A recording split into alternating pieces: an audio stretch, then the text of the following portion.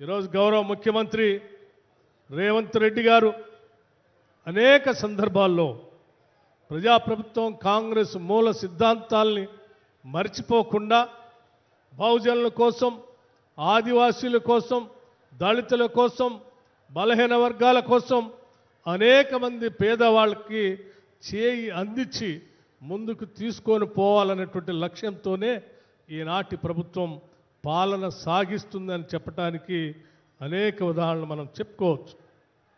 కేవలం 2-3 రోజుల క్రితమే ఇదే నెక్లెస్ రోడ్లో మనం విగ్రహాలని ఆవిష్కరణ చేసుకున్నాం కూడా. సావిత్రిబాయి పూలే గారు, జ్యోతిబా పూలే గారి విగ్రహాల్ని మనం ఆవిష్కరణ చేసుకు వారి స్ఫూర్తితో కూడా ఈ పాలన సాగిస్తున్నామని చెప్పాం.